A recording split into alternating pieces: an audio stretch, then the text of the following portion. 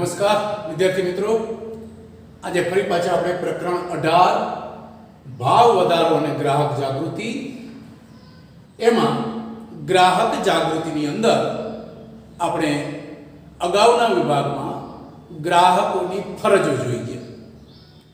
હવે આપણે જોઈએ છીએ ગ્રાહક સુરક્ષાના ઉપાયો. એની આપણે ચર્ચા કરીએ તો આમાંથી પણ તમને 3 માર્ક્સના પ્રશ્નો પૂછાઈ શકાય ગ્રાહક સુરક્ષાના ઉપાયોમાંથી. દાખલા તરીકે ત્રિસ્તરીય અર્ધન્યાયી અદાલતો વિશે સમજ આપો. 3 સ્તરમાં જિલ્લા, રાજ્ય અને રાષ્ટ્રીય ક્ષેત્ર, 3 ક્ષેત્રમાં જે આ રીતના અદાલતો વહેંચાયેલી છે એની માહિતી અત્યારે આપણે મેળવીશું. એમાં પહેલું છે ગ્રાહક સુરક્ષા ક્ષેત્રે 4 પ્રકારે ઉપાયો હાથ ધરવામાં આવે છે. એમાં પહેલો ઉપાય છે ત્રિસ્તરીય અર્ધન્યાયી અદાલત.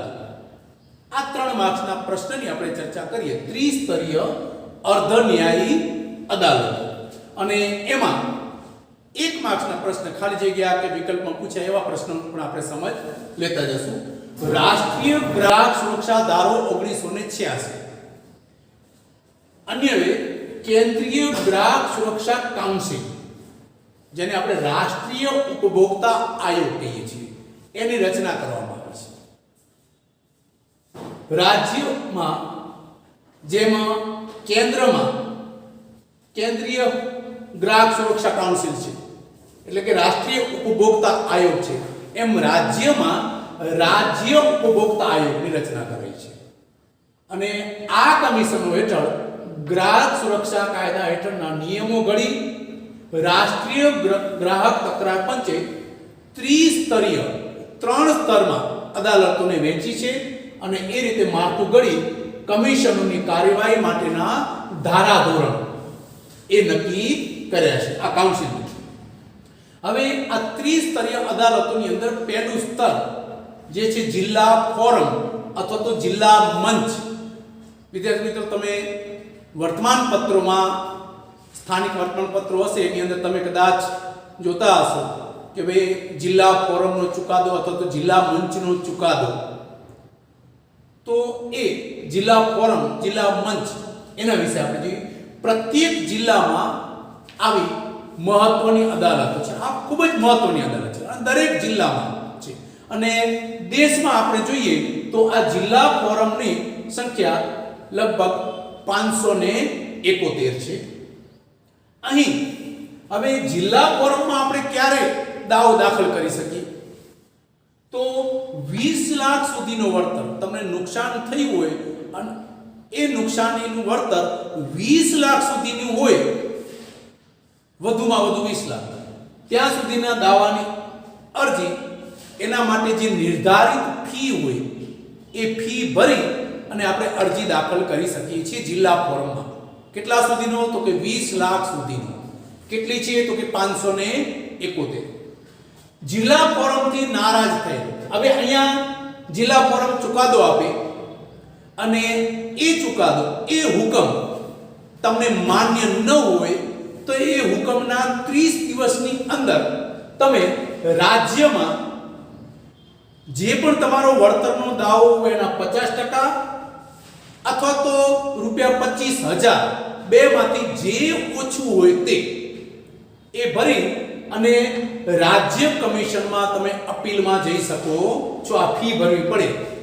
50% દાવાની રકમ હોય એના 50% અથવા તો 25,000 બેમાંથી જે ઓછું હોય તે. અને એ રીતે જિલ્લા ફોરમમાં જે ચુકાદો આવ્યો એનો અપીલ આપણે રાજ્ય કમિશનની અંદર, રાજ્ય ફોરમમાં કરી શકીએ છીએ. બીજું હવે જોઈએ રાજ્ય કમિશન, રાજ્ય ફોરમ. તો દેશમાં અંદાજે 35 રાજ્ય ફોરમો કાર્યરત છે. જિલ્લા ફોરમો 571, રાજ્ય ફોરમ 35. અહીં 20 લાખથી 1 કરોડ સુધી, 20 લાખ સુધીનો દાવો આપણે જોઈ ગયા હતા કે જિલ્લા ફોરમની અંદર 20 લાખથી ઉપરનો હોય અને 1 કરોડ સુધીનો દાવો હોય તો તમે આ રાજ્ય કમિશનની અંદર નિર્ધારિત ફી ભરીને, જે પણ ફી હોય તે એ ફી ભરી અને ફરિયાદ નોંધાવી શકો છો. બીજું કે જેમ આપણે જોઈએ કે જિલ્લા ફોરમની અંદર તમને હુકમ મળે, ચુકાદો મળે, એ તમને માન્ય ન હોય અને અપીલમાં જવું હોય તો 50% અથવા તો 25,000 ડિપોઝિટ ભરીને તમે રાજ્ય કમિશનની અંદર અરજી દાખલ કરી શકો છો. એ જ રીતે અહીંયા પણ જો રાજ્ય ફોરમથી તમે નારાજ થાઓ, રાજ્ય ફોરમ જે હુકમ આપે એ હુકમથી તમે નારાજ થાઓ તો પક્ષકાર રાષ્ટ્રીય કમિશનમાં જઈ શકે છે.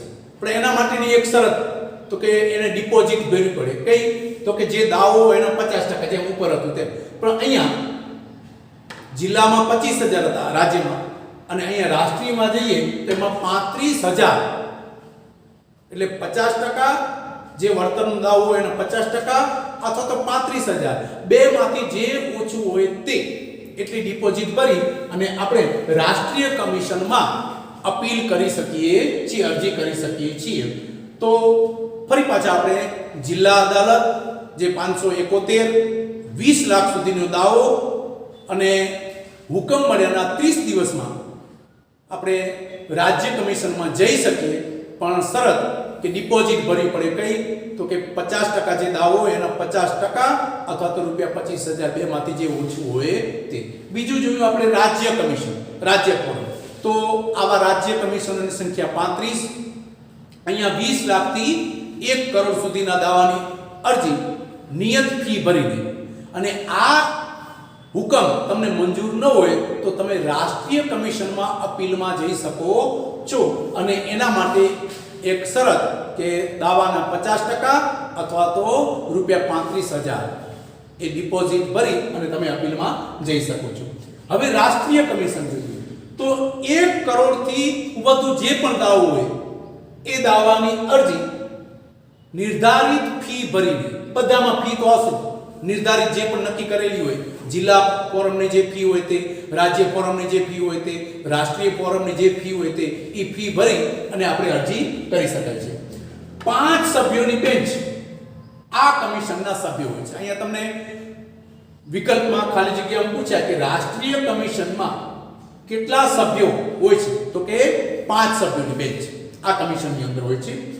રાજ્ય કે રાષ્ટ્રીય કમિશને શક્ય તેટલો વહેલો પણ વધુમાં વધુ 90 દિવસની અંદર એનો ચુકાદો આપવો પડે છે. આમ તો શક્ય તેટલો વહેલો, જેમ બને તેમ વહેલો જ આપવાનો, પણ 90 દિવસમાં અરજીનો નિકાલ કરવો પડે છે. પછી એ રાજ્ય કમિશન હોય કે રાષ્ટ્રીય કમિશન. રાષ્ટ્રીય કમિશનથી જે નારાજ થાય, જેમ આપણે જોઈ ગયા જિલ્લાથી નારાજ થાય એ રાજ્યમાં જાય, રાજ્યથી નારાજ જાય એ રાષ્ટ્રીયમાં જાય, અને રાષ્ટ્રીય કમિશનથી પણ તમને નારાજગી હોય તો તમે આપણી વડી અદાલત, સર્વોચ્ચ અદાલત જેને કહીએ છીએ ત્યાં એનો પણ એક નિયમ છે કે ભાઈ ડિપોઝિટ તમારે ત્યાં પણ જમા કરાવવી પડે છે. તો કે ડિપોઝિટ કેટલી? તો કે વળતર જે હોય એના 50% અથવા તો ₹50,000 બેમાંથી જે ઓછું હોય તે એ ફી ભરી અને આપણે અપીલમાં જઈ શકીએ છીએ. જે કોઈ વ્યક્તિ હવે આ જિલ્લા હોય કે રાજ્ય હોય કે રાષ્ટ્રીય કમિશન એને જે હુકમ કર્યો હોય અને જો એ હુકમનું પાલન ન કરે અથવા તો હુકમ માને નહીં તો એને દંડ અથવા તો શિક્ષા, અને ઘણી વખત બને દંડ અને શિક્ષા, દંડ પણ થાય અને શિક્ષા પણ કરવામાં આવે છે. બીપીએલ હેઠળની વ્યક્તિ એટલે કે ગરીબી રેખા નીચે જે જીવતા છે એવા લોકો, પછી સિનિયર સિટીઝન્સ અને વિકલાંગ જે લોકો છે એવી વ્યક્તિઓને કેટલીક શરતોને આધીન ફીમાંથી મુક્તિ આપવામાં આવી છે. અમુક શરતોને આધીન, અને શરતો છે તો એ શરતોને આધીન આવી જે વ્યક્તિઓ છે 3 પ્રકાર. એક તો ગરીબી રેખા નીચે જે જીવે છે તે, બીજું સિનિયર સિટીઝન્સ, અને જે વિકલાંગ છે તે, એને જે ફી છે એમાંથી મુક્તિ આપવામાં આવી છે અમુક શરતોને આધીન. જિલ્લા મફત કાનૂની સેવા, એને કાનૂની સેવા પણ મફત છે, એને માર્ગદર્શન પણ આપે છે અને સહાય પણ કરે છે. અને વકીલની મફત સેવા આવી વ્યક્તિઓને એ પૂરી પાડવામાં આવે છે. તો આપણે 3 માર્કનો પ્રશ્ન ત્રિસ્તરીય અર્ધ ન્યાયી અદાલતો એ આપણે જોઈ ગયા. એમાં કેટલા સુધીનો દાવો, કેટલી ડિપોઝિટ ભરવી પડે અને કેટલી છે જોઈ ગયા. તો કે જિલ્લાની અંદર ફરી પાછા આપણે જોઈએ તો જિલ્લાની અંદર 571, 20 લાખ સુધીનો દાવો, ડિપોઝિટ કેટલી, રાજ્યમાં જવું હોય તો કે 50% અથવા તો રૂપિયા 25,000, દાવાની રકમના 50% અથવા તો 25,000 રૂપિયા બેમાંથી જે ઓછું હોય તે. રાજ્ય ફોરમ તો એની સંખ્યા 35, દાવો તો કે 20 લાખથી ઉપર 1 કરોડથી ઓછું. હવે એને જે માન્ય ન હોય તો રાષ્ટ્રીય કમિશનમાં જઈ શકે, પણ ડિપોઝિટ કેટલી ભરવી પડે તો કે 50%, જે દાવો હોય વળતરના 50% અથવા તો રૂપિયા 35,000, બેમાંથી જે ઓછું હોય તે. પછી આપણે જોઈ ગયા કે રાષ્ટ્રીય ત્રીજી જે અદાલત છે, ત્રિસ્તરીયમાં ત્રીજી અદાલત રાષ્ટ્રીય અદાલત, જેમાં 1 કરોડથી વધુ સુધીનો દાવો અને એમાં 5 સભ્યોની બેન્ચ, અને તમારે એ હુકમ જે થયો એ માન્ય ન હોય તો અપીલમાં જઈ શકો, પણ એના માટેની ડિપોઝિટ 50% અથવા તો રૂપિયા 50,000, બેમાંથી જે ઓછું હોય તે ભરી અને અપીલમાં જઈ શકાય છે. કોને માફી મળે છે તો કે વિકલાંગ, પછી જે સિનિયર સિટીઝન છે અને ગરીબી રેખા નીચે જીવી રહ્યા છે એવા લોકોને, જે વ્યક્તિઓ છે એને અમુક શરતોને આધીન એ ફીમાંથી મુક્તિ મળે છે, એને મફત કાનૂની સહાય પણ મળે છે અને વકીલની ફ્રી ઓફ સેવા પણ પૂરી પાડવામાં આવે છે. તો આ આપણે એની અંદર જે 1-2 માર્ક્સના પ્રશ્નો આવતા હતા એ પણ જોઈ ગયા, વિકલ્પમાં ખાલી જગ્યા પૂછાય એવા, અને 3 માર્ક્સનો પ્રશ્ન આપણે જોયો. તો ગ્રાહક સુરક્ષાના ઉપાયોનો પહેલો ઉપાય, 4 પ્રકારના ઉપાય છે, એનો પહેલો ઉપાય ત્રિસ્તરીય અર્ધ ન્યાયી અદાલતો, એનો 3 માર્ક્સનો પ્રશ્ન આપણે જોઈ ગયા. ગ્રાહક સુરક્ષાના 4 ઉપાયોમાં પહેલો આપણે જોયો ત્રિસ્તરીય અદાલતો. ત્યાર પછી જોઈએ ગ્રાહક મંડળો, જેને આપણે ગ્રાહક સુરક્ષા પરિષદ એ તરીકે પણ ઓળખીએ છીએ. તો આ અધિનિયમ હેઠળ તાલુકા, જિલ્લા, રાજ્ય અને રાષ્ટ્રીય કક્ષાએ સરકારની માન્યતા પ્રાપ્ત કરેલી હોય એવા ગ્રાહક મંડળો સ્થાપવામાં આવ્યા છે. સરકાર માન્ય, જિલ્લા લેવલે, તાલુકા લેવલે, રાજ્ય લેવલે અને રાષ્ટ્રીય સ્તરે પણ અલગ અલગ જગ્યાએ સરકાર માન્ય ગ્રાહક મંડળ એ ગ્રાહકોના હિતોને લગતું જે કાર્ય કરે છે એવા મંડળોની સ્થાપના કરવામાં આવી છે. આ ગ્રાહક મંડળો અગાઉ આપણે જોઈ ગયા કે ગ્રાહકોની ફરજોમાં કે ભાઈ ગ્રાહક મંડળો સ્થાપવા જોઈએ, એના સભ્ય બનવું જોઈએ, સરકારે કંઈ પણ હોય તેમાં પ્રતિનિધિત્વ માંગવું જોઈએ, પણ આ મંડળો છે કેવા હોવા જોઈએ તો કે બિન રાજકીય અને બિન ધંધાકીય હોવા જોઈએ. તો આ જે મંડળો છે એ પણ બિન રાજકીય, બિન ધંધાકીય અને સ્વૈચ્છિક રચાયેલા છે, જેનો હેતુ, આ જે મંડળો રચાણા એનો હેતુ ગ્રાહક જાગૃતિને પ્રોત્સાહન તથા ગ્રાહકોના હકોની સુરક્ષા માટે નીતિઓ ઘડવા સરકારને મદદરૂપ થવું એનો હેતુ છે. તેઓ ગ્રાહક અધિકાર તથા જોગવાઈઓની વખત સમય પ્રમાણે આપણે જોઈ ગયા કે જોગવાઈઓની બદલાવ જરૂરી છે, નીતિ નિયમોમાં બદલાવ જરૂરી છે, સમય પ્રમાણે કાયદાઓમાં બદલાવ જરૂરી છે. તો આવા ગ્રાહકોને લગતા જે પણ જોગવાઈઓ છે, જે પણ કાયદાઓ છે એનો વખત એની સમીક્ષા કરે છે, અને એમાં જો આ મંડળોને કે સંગઠનોને એમાં કંઈ સુધારા જણાય તો એ માટે સરકારને સૂચન પણ કરે છે.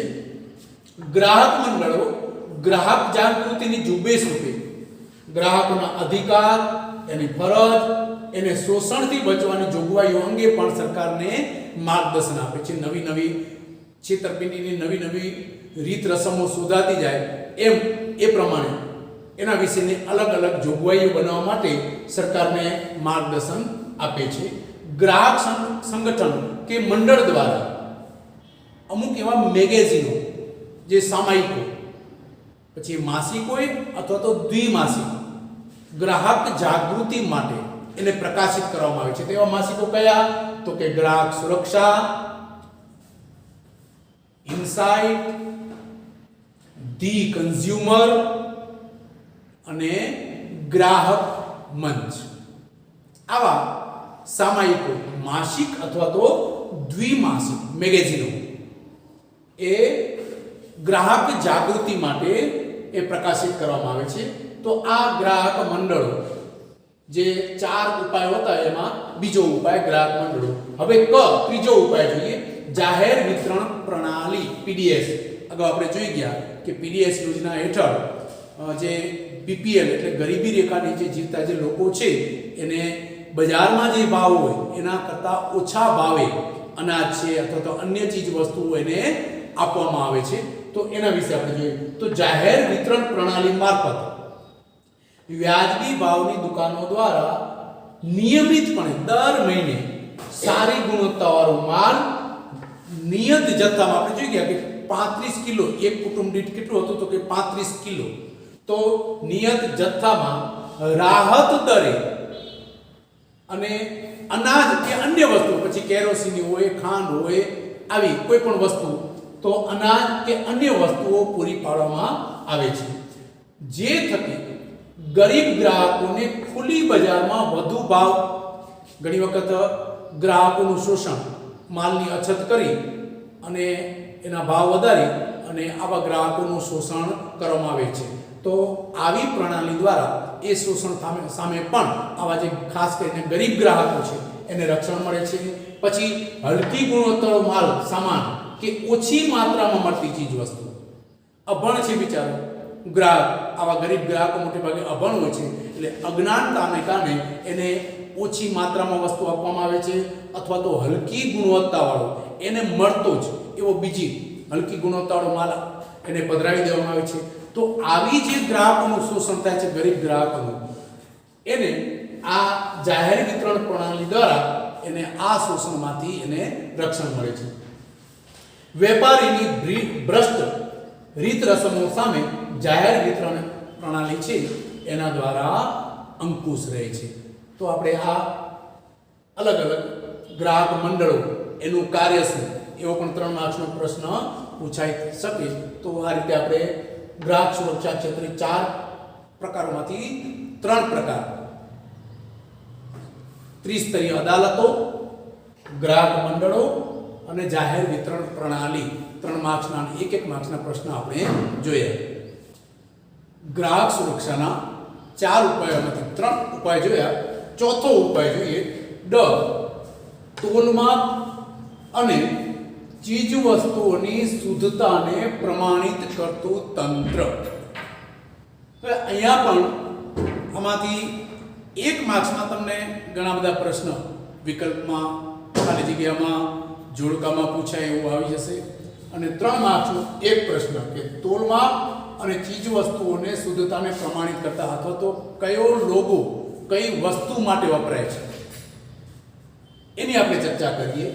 તો ગ્રાહકોના સ્વાસ્થ્ય અને સલામતીના રક્ષણ અર્થે સરકારે કેટલીક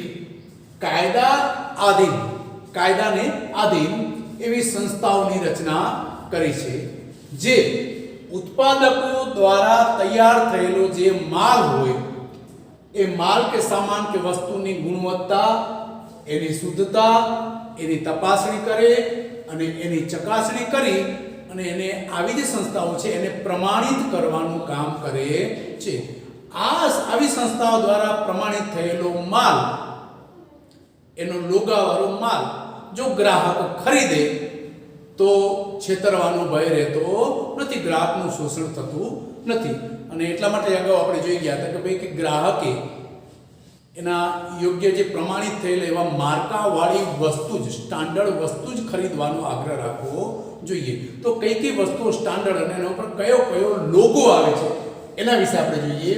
તો ભારત સરકારે ગુણવત્તાનું નિયમન કરવા ઈસવીસન 1947માં જ્યારે આપણને આઝાદી મળી ત્યારે જ ઇન્ડિયન સ્ટાન્ડર્ડ ઇન્સ્ટિટ્યૂટ ISI, જેનું full form Indian standard institute, જેની સ્થાપના ક્યારે થઈ તો કે 1947. અહીંયા તમને પૂછવામાં આવે કે ભાઈ સરકારે ગુણવત્તાનું નિયમન કરવા ભારત સરકારે કઈ સંસ્થાની સ્થાપના કરી તો કે ઇન્ડિયન સ્ટાન્ડર્ડ ઇન્સ્ટિટ્યૂટ ISI જેને કહેવાય. ક્યારે કરી તો કે 1947માં. વિકલ્પમાં જોડકામાં એક ખાલી જગ્યામાં પૂછાઈ શકે. આ સંસ્થાની સ્થાપના 1947માં થઈ. જે આપણે સુધારેલો જે કાયદો 1986 એ કાયદાથી આ ISI હવે bureau of Indian standards BIS એ નામે ઓળખાય છે. જે યોગ્ય ગુણવત્તા ધરાવતા એકમને આ ISI એ માર્કો વાપરવાની એની ચકાસણી કરે, એની તપાસણી કરે અને પછી એને ISI માર્કો વાપરવાની છૂટ આપે છે. કોણ? તો કે BIS bureau of Indian standards. આગળ જોઈએ. હવે ખેતી ઉપર જે આધારિત ચીજ વસ્તુઓ છે, પછી વન પેદાશો અને પશુ પેદાશોની ગુણવત્તાના માનક તરીકે એગમાર્ક, એવો માર્ક એગમાર્ક લગાડવાનો કાયદો 1937 હતો. ભારત સરકારના ડિપાર્ટમેન્ટ ઓફ માર્કેટિંગ ઇન્ટેલિજન્સ સંસ્થા જે DMI દ્વારા આ માર્કો લગાડવાની પરવાનગી અપાય છે. કયો માર્કો? તો કે એગમાર્ક. એની એ લગાડવાની પરવાનગી તો કે DMI department of marketing intelligence સંસ્થા આ એગમાર્ક લગાડવાની, જે ખેતી ઉપર આધારિત છે અથવા તો વન્ય પેદાશો મધ્ય છે એના ઉપર આ માર્કો લગાડેલો તમને જોવા મળશે. અને એ માર્કો લગાડવાની છૂટ DMI એના દ્વારા આપે છે. એની ચકાસણી કરીને પછી એ માર્કો લગાડવાની છૂટ આપે છે. જો ગ્રાહકને આજે આપણે ISI માર્ક, એગમાર્ક, હોલમાર્ક, આવા જે પણ માર્કાઓ છે એ માર્કા અંગે શંકા જાય તો નજીકના BIS એટલે બ્યુરો ઓફ ઇન્ડિયન સ્ટાન્ડર્ડ્સ જે નજીકનું પ્રાદેશિક કાર્યાલય હોય ત્યાં એના વિશે ફરિયાદ કરી શકે છે. તો આ જોઈએ આપણે ખેતી ઉપર આધારિત જોયું. એ જ રીતે સોનાના દાગીના પર BIS માર્કાની સાથે તેની શુદ્ધતાનો નંબર 916 આપણે ઘણી વખત આ વડીલો પાસે સાંભળતા હશો કે 916 ના દાગીના. તો 916 એટલે કે 22 કેરેટ સોનાની શુદ્ધતા દર્શાવતું માપ સાથે હોલમાર્ક એટલે કે કેન્દ્રનું લોગો જે તે વર્ષનું ચિહ્ન, દાખલા તરીકે જે છે એ 2008 ઉપરાંત એ જે વિક્રેતા છે જે આ સોનાના દાગીના બનાવે છે, વેચે છે, એનો લોગો, આ બધા આ જે લોગાઓ છે એ સોનાના દાગીનાની શુદ્ધતા અને એની ગુણવત્તાની આપણને ગેરંટી આપે છે. એટલે કે ભાઈ આ સોનાના દાગીના છે એની અંદર આપણે છેતરાશું નહીં, એટલા માટે હોલમાર્કના દાગીના લેવાનો જ આપણે આગ્રહ રાખવો જોઈએ. એ જ રીતે સોનાના દાગીના ઉપર હોલમાર્ક, એ રીતે FPO ફૂડ પ્રોડક્ટ ઓર્ડર નામનો જે માર્કો છે એ કેના ઉપર લગાયા છે? તો કે જામ છે, ફ્રૂટ, જ્યુસ, ટીનમાં પેક કરેલા ફળોના, શાકભાજીના ઉત્પાદક વસ્તુ પર, આ બધી જે વસ્તુ ઉપર છે એના ઉપર FPO. જો અલગ અલગ ચીજ વસ્તુ ઉપર અલગ અલગ માર્ક આવે છે. એ જ રીતે ISI જે માર્કો આપણે જોઈ ગયા એ ટેક્સટાઇલ, કેમિકલ, જંતુનાશક જે દવાઓ છે, સિમેન્ટ, રબર, પ્લાસ્ટિકની બનાવટો, ઇલેક્ટ્રોનિક્સ જે ઉપકરણો છે એના ઉપર, એના જે ઉપકરણો છે એના પર આ માર્કો ISI માર્કો લગાડવામાં આવે છે. અને એ માર્કાની પરવાનગી BIS ઉપર આપણે જોઈ ગયા અહીંયા બ્યુરો ઓફ ઇન્ડિયન સ્ટાન્ડર્ડ્સ જે ISI માર્કો લગાડવાની છૂટ આપે છે, જે પરવાનગી આપે છે. વૂલ માર્ક આપણે જોઈએ. જે વૂલ માર્ક છે જો ઊનની બનાવટો એટલે કે ગરમ કપડા અને પોશાક એના ઉપર વૂલ માર્કની નિશાની અથવા તો એનો માર્કો હોય છે. એ જ રીતે MPO જે માર્કો છે એ ખાસ કરીને માંસ, મટનની પેદાશ અને તેમાંથી જે વસ્તુઓ બને છે અથવા તેમાંથી જે બનાવટો છે એના ઉપર તો MPO એ માર્કો લગાડવામાં આવે છે. HACCP, Hazard Analysis and Critical Control Point. H hazard, A for analysis, and CC એટલે critical control, P for point. આ માર્કો પ્રક્રિયા દ્વારા તૈયાર થયેલ ખોરાક, જે અમુક એના ઉપર પ્રક્રિયા કરી અને પછી જે ખોરાક તૈયાર કરવામાં આવે છે એવા ખોરાક ઉપર BIS એના દ્વારા આ HACCP એ માર્કો લગાડવાની છૂટ આપવામાં આવે છે. એની ચકાસણી કરી, એની તપાસણી કરી અને પછી યોગ્ય જણાય તો જ આવો માર્કો વાપરવાની પરવાનગી અપાય છે. એ જ રીતે જોઈએ તો ECO, આ માર્કો તમે જોશો તો સાબુ, ડિટર્જન્ટ, કાગળ, લુબ્રિકેટિંગ ઓઇલ, પેકેજિંગ જે મટીરીયલ હોય છે એના ઉપર, પછી રંગ રસાયણ, પાવડર કોટિંગ, બેટરી, સૌંદર્ય પ્રસાધનો, લાકડાને બદલે જે પણ વસ્તુઓ વપરાય છે એવી વસ્તુઓ, ચામડા, પ્લાસ્ટિકની બનાવટો, ISI જે હવે BIS એના દ્વારા આ માર્કો ECO માર્કો વાપરવાની પહેલા IS દ્વારા અપાતી અને 1986 પછી એ BIS દ્વારા આ માર્કો વાપરવાની છૂટ આપવામાં આવે છે.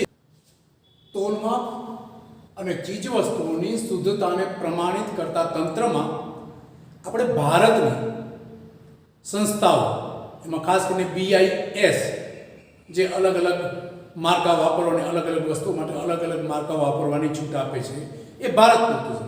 પણ આજે આપણે જોઈએ છીએ કે આંતરરાષ્ટ્રીય બજાર છે. આપણી એવી ઘણી બધી વસ્તુઓ છે કે જેની આંતરરાષ્ટ્રીય બજારમાં પણ ઘણી માંગ છે. આંતરરાષ્ટ્રીય કક્ષાએ વસ્તુને ગુણવત્તા કેવી છે તો એના માનાંક માટે પણ બે સંસ્થાઓ કાર્યરત છે. એના વિશે આપણે જોઈએ તો અહીંયા તમને 3 માર્ક્સનો એક પ્રશ્ન પૂછાય કે આંતરરાષ્ટ્રીય કક્ષાએ જે ગુણવત્તા માનાંક આપતી જે સંસ્થાઓ છે એની સમજ આપો. તો ચીજ વસ્તુની શુદ્ધતાને પ્રમાણિત કરતી સંસ્થાઓની સમજ આપો તો એના વિશે આપણે બે સંસ્થાઓ, તો આંતરરાષ્ટ્રીય કક્ષાએ બે સંગઠનો સ્ટાન્ડર્ડાઇઝેશન એટલે ગુણવત્તા માનાંકની કામગીરી કરે છે. એમાં પહેલું છે ISO, international standardization organization, ISO. ઘણી બધી એવી સંસ્થાઓ છે, ઘણી બધી બેંકો છે કે જેના બાદ તમે ISO 9000 આવો માર્કો તમે જોયો હશે. તો એના વિશે આપણે ચર્ચા કરીએ તો ISO ની સ્થાપના 1947 માં થઈ, જેનું વડું મથક જીનીવામાં આવેલું છે. અહીંયા એક માર્ક્સમાં ખાલી જગ્યામાં કે વિકલ્પમાં તમને જોડકામાં પણ પૂછાય તો ISO ની સ્થાપના 1947, વડું મથક જીનોવા, જેનું કાર્ય આંતરરાષ્ટ્રીય સમજૂતી ISO 9000 આંતરરાષ્ટ્રીય ગુણવત્તાનું પ્રમાણપત્ર ઉત્પાદન એકમો સંસ્થાઓને આ માર્કો ISO દ્વારા અપાય છે. જે આ સંસ્થા પ્રમાણિત છે, ગુણવત્તાની દ્રષ્ટિએ સારી છે, એ એના ઉપરથી સાબિત થાય છે. તો ISO 14000 શ્રેણી પર્યાવરણ વ્યવસ્થાપન પદ્ધતિ માટે ઇન્ટરનેશનલ ઓર્ગેનાઇઝેશન દ્વારા અપાય છે. તો અહીંયા પર્યાવરણ વ્યવસ્થાપન માટે આંતરરાષ્ટ્રીય કક્ષાએ કયો માર્કો છે તો ISO 14000. આવો જો માર્કો હોય તો આ આંતરરાષ્ટ્રીય કક્ષાએ પર્યાવરણ વ્યવસ્થાપન એના માટેનો, તો આની ગુણવત્તા એ રીતે સારી છે. તો ઇન્ટરનેશનલ, અને જે કોના દ્વારા અપાય છે તો ઇન્ટરનેશનલ ઓર્ગેનાઇઝેશન દ્વારા આ માર્કો આપવામાં આવે છે. જેની ગુણવત્તા ઉચ્ચ છે એવી સંસ્થાઓ, એવી ઓફિસો એને આ પ્રમાણપત્ર આપવામાં આવે છે. ISO સાથે અહીંયા આપણે જોઈએ તો ભારતની અંદર BIS એ સંપર્કની કામગીરી કરે છે. ISO સાથે BIS એ એના સંપર્કમાં રહી અને ભારતની અંદર કાર્યવાહી કરે છે.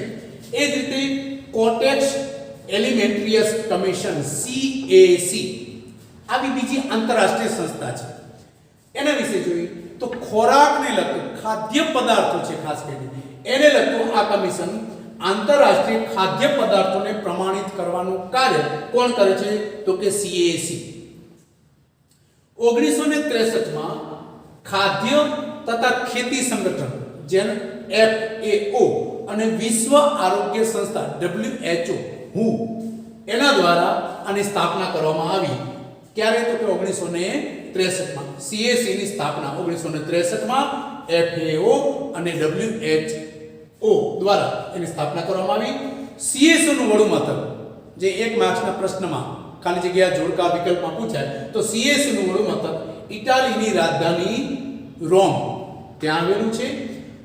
હવે ખાદ્ય પદાર્થો તો દૂધ, દૂધની બનાવટો, માંસ, માછલી, અન્ય ખાદ્ય પદાર્થોને પ્રમાણિત કરવાનું કાર્ય આ સંસ્થા કરે છે.